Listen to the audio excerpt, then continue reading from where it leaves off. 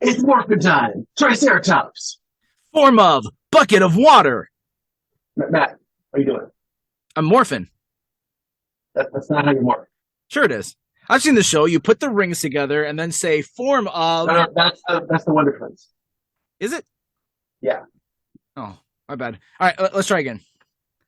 It's morphin' time. Triceratops. Go Gadget Megazord. Matt, What? that's wrong again. That's Inspector Gadget. Okay. How about with our powers combined? That's Planet. That's Captain Planet. Crunchitize me, Captain. Literally a Captain Crunch commercial. You're kind of ruining this for me. Matt, we're finally doing a Power Rangers episode. You're purposely throwing us off. It's time to play the music. Ah!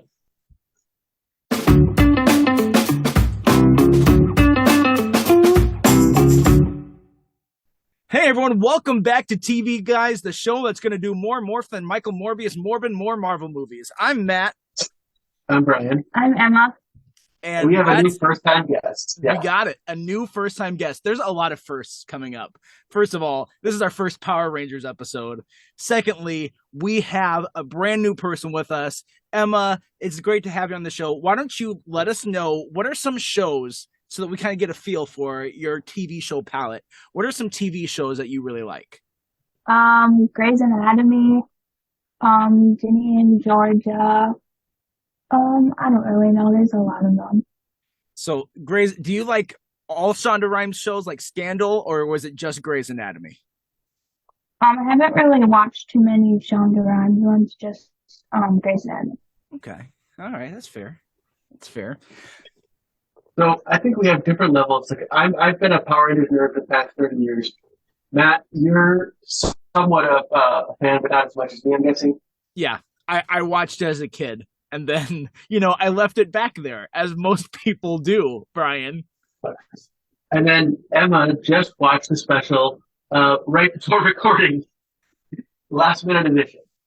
Was that your first experience with Power Rangers? Well, I remember it being like on the TV, like off and on when I was younger, but I guess I never really like paid attention to it. Yeah. Okay. So almost first time. Almost first time. Close enough is the way we'll put that.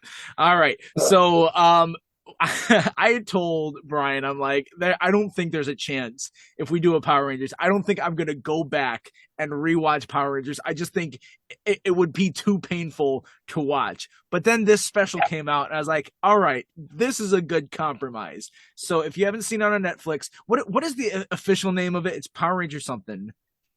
Power Rangers Once and Always. It's on Netflix. That's right. And they got... Matt, okay. Yeah, go ahead. So Matt, what I wanted to ask you, so they reference a lot of stuff, deep cut references to something that happened like in the show, and they do not stop to explain at all. They think they just know, okay, people watching this are going to be our hardcore listeners like me. So I want to ask you, what were you confused about that I can shed some light on? Gosh, the whole at a certain point, I just accept. I'm like, oh, Zordon's dead. Wait, go back to space. Wait, so they live in space, and then all this, like the whole thing starts off. Okay, it felt like right from the get go, it was like an apology to David Yost to be like, Billy, you're going to be the de facto leader, and him and the Black Ranger kind of took the lead of the weight in this, and then the new actress that they had playing the Trini's daughter. But like right away, it's just thrown into Billy's there fighting. I'm like, what is going on? And then Rita's a robot, so I was like, okay, don't remember that. Well, so Billy and Zach, the blue and Black Rangers, Billy played by David Yost and Zach played by Walter Jones.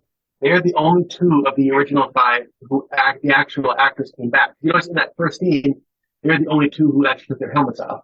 Yeah. But they did use their audio clips of the old Rangers, including, of course, the whole big special is a kind of a tribute to Twee Tran, who played Trini, the original Yellow Ranger. And it's kind of interesting seeing her voices because she died 20 years ago in real life. Yeah, I had thought that the Red Ranger was like an original cast too, but that like they, I don't remember. So when did the Red Ranger? Because I recognized him. Yeah, so originally the show, the Red Ranger was Jason. Jason did not come back as Austin St. John. That's why the original Red, Pink, and Green Rangers, they all got captured right away because their actors weren't there. Mhm. In the second season of Power Rangers, the Red, Yellow, and Black Rangers, in real life, they wanted more money and they were fired immediately. But in the show, they left to go to a peace conference, and then they added in new Black, Yellow, and Red Rangers. So that's why Rocky, the guy they brought in, he was almost an original Ranger. He was brought in the second season, along with Adam and Aisha, the second Black and Yellow Rangers. They were also in the special as like the SPA people. They were shut up twice as like allies on the screen. They had uniforms on. I thought I recognized them too. Yeah. So those two, along with Rocky the Red Ranger, were the three new ones that came in. And then Kat, the Pink Ranger, who they brought back, she replaced Kimberly, the original Pink Ranger. Nice. Let's take a step back here for a second. Let's just talk about general reaction to this, and I think Emma, you'll be a great place to start. What did you think of this special? It was kind of interesting actually to like, I don't know, I just like never saw it before and I never like thought anything like of it. Like it would be actually like every time like Brian would talk about it, I always thought, oh, he's just like a nerd who's obsessed, with something, but it's actually like kind of cool. Like he would go around Target looking for these action figures and I had no idea what he was talking about. In the show. Yeah. So what do you have a favorite part? I kind of like that flashback part, like in her eyes, where like you could see like the flashback of like the old show or whatever. Yeah, when Rita like zapped him in and then you saw it in her eyes, like the flashbacks to the trees being arranged. That's cool. Yeah. That was a good emotional hook. Now this felt kind of like McDonald's, where it's just like it's very surface level. It's very like, what you're getting out of this show. And so when watching it, I'm like, okay, I'm not going to expect like a really deep emotional moment. I'm not going to expect it to go beyond like a very surfacey, like, oh, killing is revenge and revenge isn't what we do. And there's a better path, like all those sorts of morals. And even like the little one-liner quips and stuff as they're fighting. I'm like, all of it just feels very Power Rangers, very 90s after school kids thing. And that's the bread and butter of Power Rangers. So it didn't surprise me that it was that way, but it was just like, this is fine to watch, but I definitely it's not. I'm out of that realm of where I used to think it was cool. It's also like they go a little bit more intense than the show every day because in Power Rangers they never say the word die. And this one actually said the word die. It was always like, we're going to destroy the monsters, or, but no, they actually, Rita said, I'm going to go back in time and kill you, which like, that's a line right there. Not just kill you, but kill you when you were a kid. Like, all right, let's ease up here, evil lady. So just to explain a little bit of the plot. So back in Power Rangers in Space, which there was Mighty Morphin Power Rangers, then it went to Zeo, Turbo, and in Space. And in Space, I'm skipping a lot of details because I could go away. I could spend a whole podcast on this, but Zordon sacrificed his life. He was the head in the tube in the original one. His tube got shattered, and his like essence went out and killed all the bad guys that were around. And like Rita was one. She didn't get killed, but she got turned good. And so in this one, they show in the flashback, Billy was trying to bring Zordon back, but ended up bringing like the evil essence of Rita that was destroyed back then, and then that evil essence brought itself into the Alpha robot, which is why she's back and a robot. Okay, so like the Billy bringing her back happened off screen, or was it like right before the action started? That's what happened. Well, that was in the flashback. We saw that because he was doing whatever he was doing with the old Alpha in the flashback to try to bring her back. He was trying to bring Zordon back, and he accidentally brought Rita back. We saw that in the flashback. Yeah, I must have missed that. Again, there is like so much exposition that's thrown at you, but also at the same time, it's not so much exposition. It's just like so much like, hey, here's a reference. If you didn't watch it, you didn't watch it. We're just moving on. Yeah. Like the old sets, they rebuilt the command center, they rebuilt the juice bar they used to hang out in, they rebuilt Rita's palace. Yeah. Boy, that juice bar, that hit your 90s hard. They did a really good job. um, what did you like about it, Brian? I like all the different like, little references here and there that were hidden in. Like, all the monsters you saw, they were all old monsters. Like, they recreated the Megazord exactly like the sequence exactly like it was. They even had the most unhinged, crazy reference at the graveyard. Yeah, the gravestone. The gravestone that read Harvey Garvey, which is a. Did you see that? I looked it up because I'm like, that's a reference. I know it's a reference. Yes. From one episode of season 2 of Power Rangers, the Power Rangers went on like a talk show, the Harvey Garvey show, and it was like such a dumb episode, but they brought back Harvey Garvey to put on a gravestone. Just so you know, he did die. All right, everyone. But he wasn't even that old. He was like maybe 40 in the 90s. He shouldn't be dead now. See, I will appreciate, and something that I could catch is I could catch like the sandwich shop, the Bulk and Scully, like their sandwiches now, like sign that they broke. I'm like, hey, I know those guys. Yeah. Did you see that where the putty got thrown through a billboard with the two guys' faces? No, I didn't. Oh. Those were kind of like the bullies. They weren't the bad guys; they were like the bullies. Yeah. And then they also showed the little goofy music that would play whenever they were there, as they threw a putty right through it. All right. So, what did you not like, Brian? Did this live up to your dreams? Was this like, I'm glad that they did this, or was like, maybe this shouldn't have gotten brought back? The only thing I didn't like was stuff they couldn't control. Like, obviously Trini couldn't come back; she passed away. But it would have been really cool to see Jason, Kimberly, and Tommy come back. Those actors, because Jason and Frank was alive when they were filming this. But they each had their own reasons why they didn't come back. And, they're obviously they're free to do so, but it would have been really cool to see those characters come back. And so that was kind of a bummer. Because, I mean, they hinged so much on Billy and Zach, which I like those characters. But it's like, it's so odd to see Tommy and Jason, like, not even really be a factor in this. Because those were the two leads way back in the day. Yeah. I had kind of said this when we were talking in our Facebook chat, is this like reminded me a lot of Star Trek Beyond, because it followed the same sort of idea. In between Star Trek Into Darkness of these movies, in between Star Trek Into Darkness and Star Trek Beyond, Leonard Nimoy, who played old Spock, and the original Spock, of course, too, but in these new ones, he's like old Spock. He died in between those movies coming out. And so the Star Trek Beyond was all about, like, this character died off screen. The old Spock died off screen. So young Spock was dealing with his own mortality, and it was their way of doing like a love letter to Leonard Nimoy when he died. However, the person who played Chekhov in the movie, Anton Yelkin, he died during post-production after the movie had shot, shortly before it came out. And so they didn't have any of these references to him in the movie and like honoring how he had died. But it was the same sort of thing as this Power Rangers one, where it's like one character had died before they even started filming. So they made it all about, oh, we care about this character. But then at the end, but it's also about this other person who died. And we love them too, just so you know. Yeah, like at the end, when they played the flashback of Amy Jo Johnson, who played the original Pink Ranger, singing, they lingered on a shot of Tommy before they went to the in memorial of those two. That was a good moment, I think, bringing that back. Was that like Kimberly's final episode where she was going or something? No, because that was early on. They had all of the original Rangers that scene. I forget what the storyline of that episode was. It was cool seeing those, because you saw Trini and you saw Billy and Zach younger and all of that. Emma, what did you not like? Yeah, anything?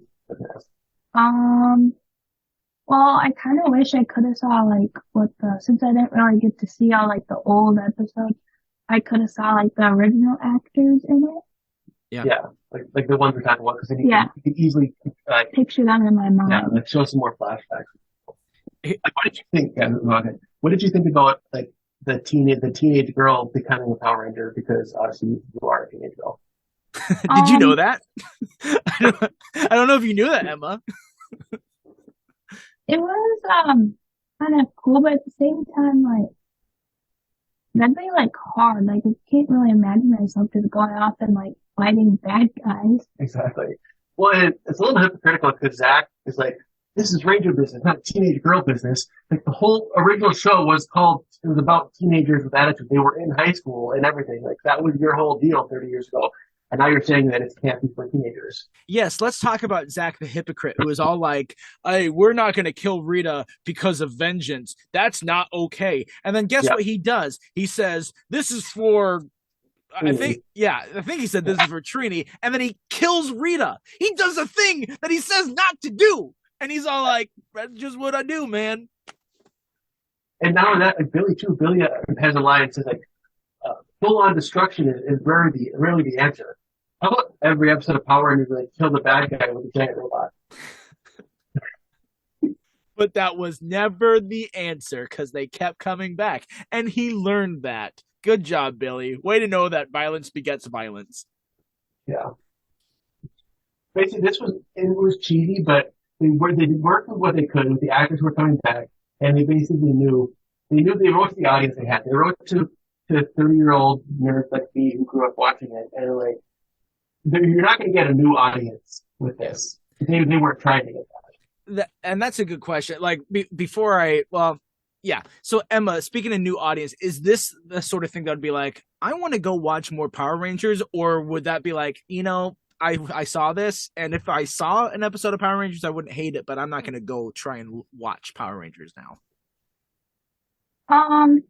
Well, I mean, maybe if I was like, had like extra free time in it, I would maybe go and watch it. But like, and if an episode were to just like, come on, like the TV or something, I'd probably watch it. But it's not like I would go and watch it like and seek it out. Yeah. I think there's definitely some episodes that I could point out that are more fun to watch. Power Rangers is never going to be like this is amazing, but sometimes it's like so ridiculous that it's fun to watch. Like I really wish they would have brought back Pumpkin Rapper because he's a pumpkin on his head and he literally raps all of his lines, and it was ridiculous and cheesy, but it's like the kind of ridiculous and cheesy that you remember. The music they brought back were kind of blah. Yeah, and that's the whole thing with this is that they can't really change that dynamic too much because a big part of that is like, if I'm the director and I'm like telling them to do their lines and stuff, I'm just like, is this working? Is this what they want? Is like this cheesiness? Is this okay? It's like that's the level that you want. Like you think about the Power Rangers movie that came out with Elizabeth Banks and directed by her, is that was trying to blend the cheese of the 90s with a modern take. And I felt like it did a good job, but it still didn't have the traction that it's like, we're going to do a bunch more Power Rangers movies.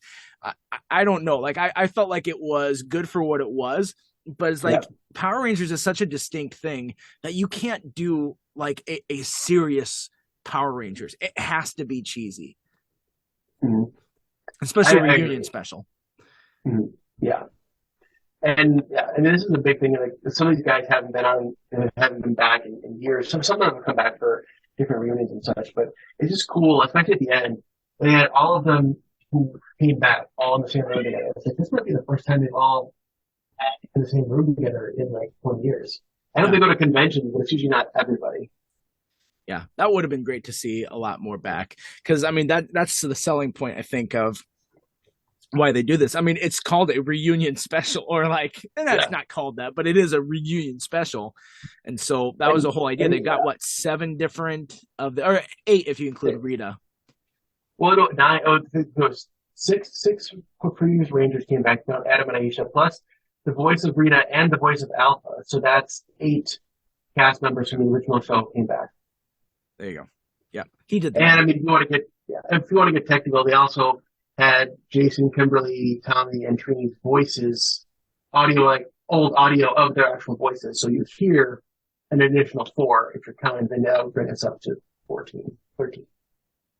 Well, so this is going to be a strange tangent, but I'll come back to something. Emma, did you watch the recent Little Mermaid remake? Have you seen that yet?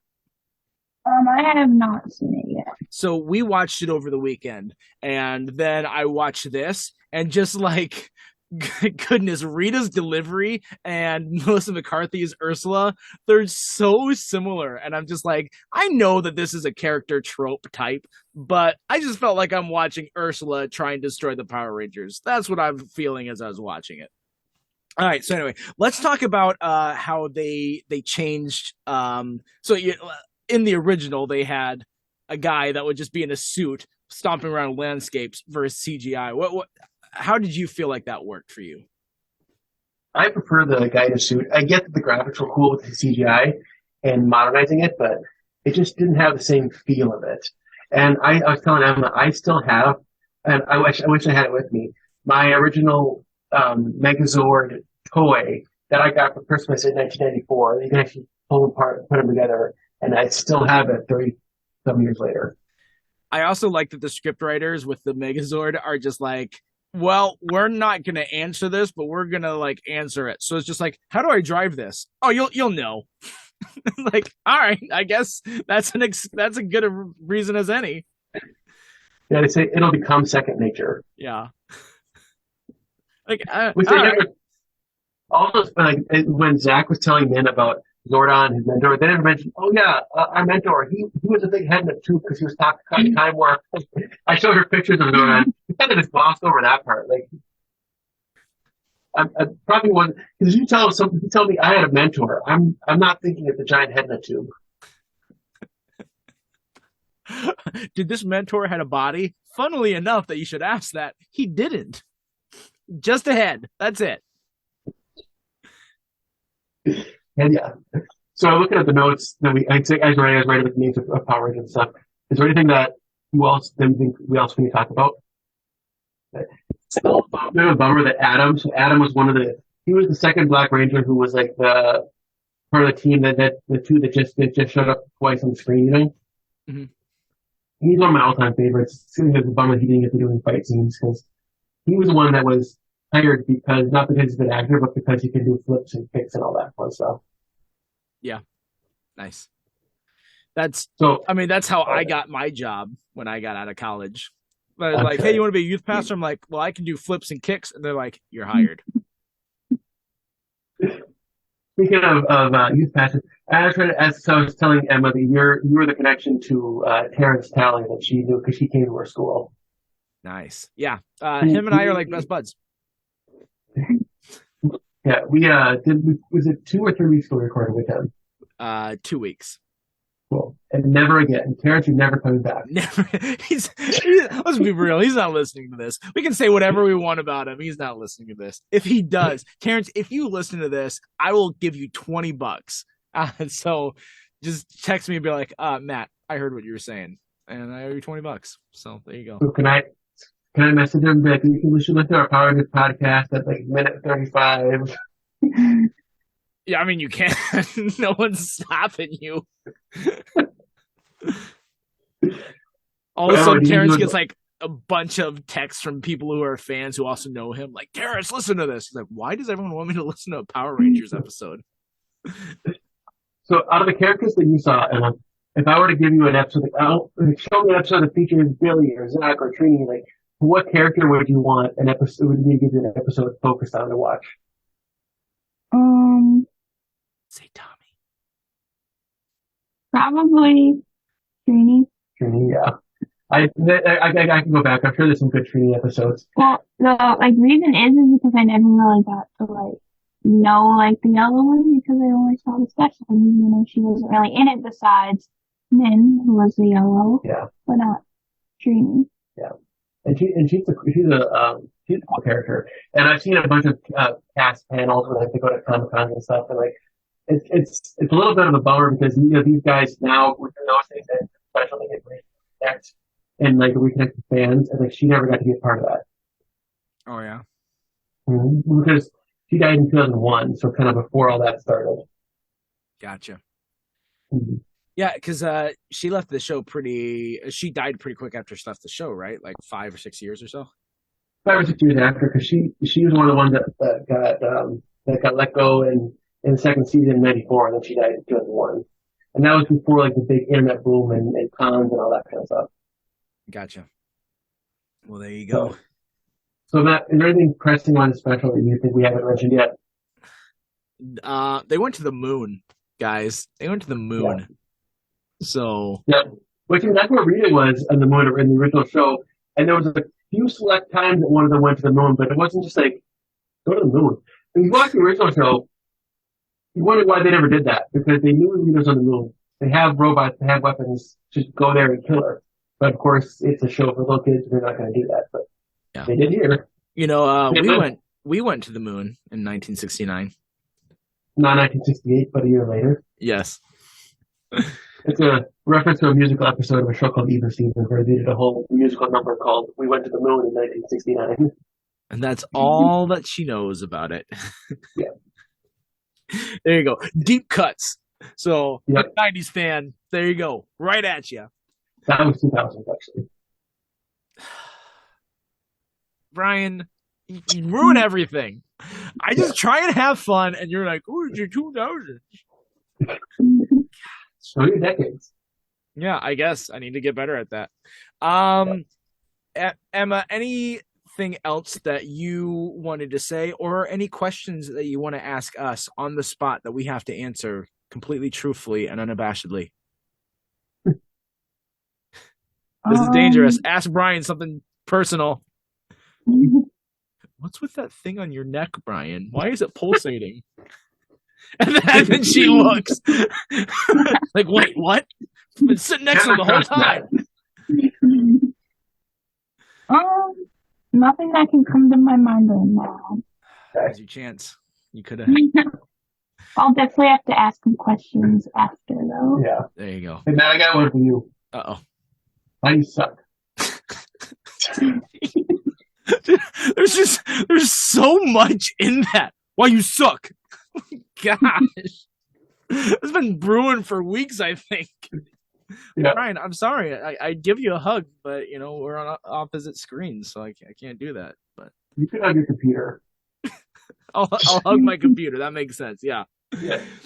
So at the very end, you notice they said to Billy, "Oh, are you going to go back to Aquitar? Sestria misses you." Did you catch that? Did you wonder what they were talking about?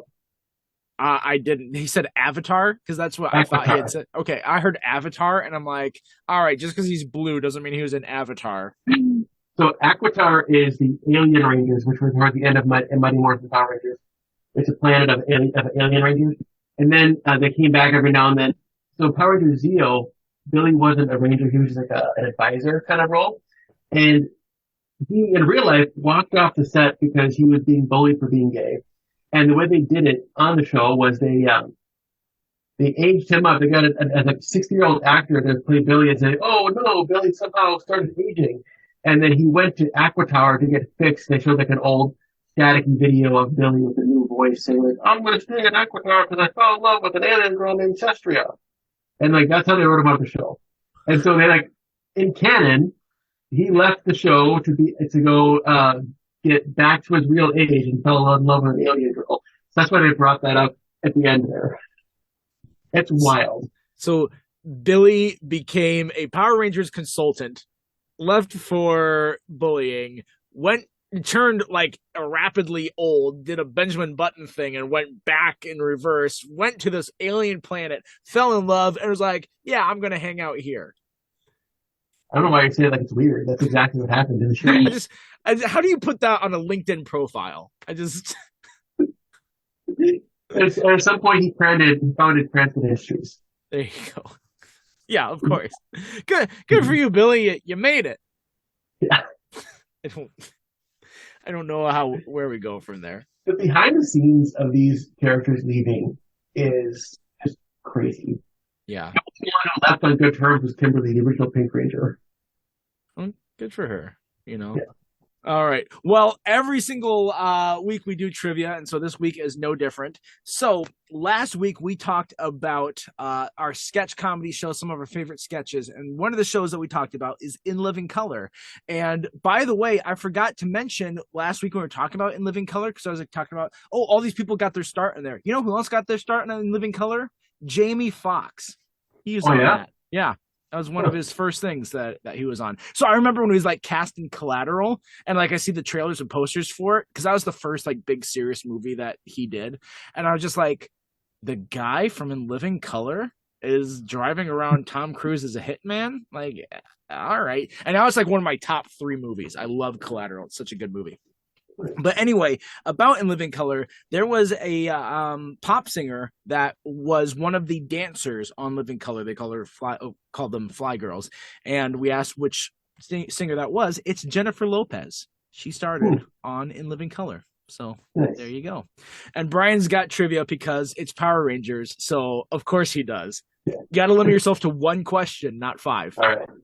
My question is, and I don't think you're going to know this. When you I take don't think anyone's going to know this but you, Brian. Let's be honest. Take the whole franchise as a whole 30-year franchise. What actor has appeared in the most episodes of Power Rangers, more than anyone else who has the record? John Leguizamo. Yeah. I knew it. It's not anything. Well, I mean, that takes out one person that I would have guessed. Yes, it's not him. He's probably in the top. He's probably in the top 5, if not maybe second place, but he's not first place. I mean, I'm sure it's a trick, and I think I know who it would be then if it's a trick. But I'll tell you later. All right. So, all right. Well, that is it. Thank you, Emma, so much for being on there. I hope that you had fun, and I hope that Brian's big thing on his neck didn't freak you out too much. But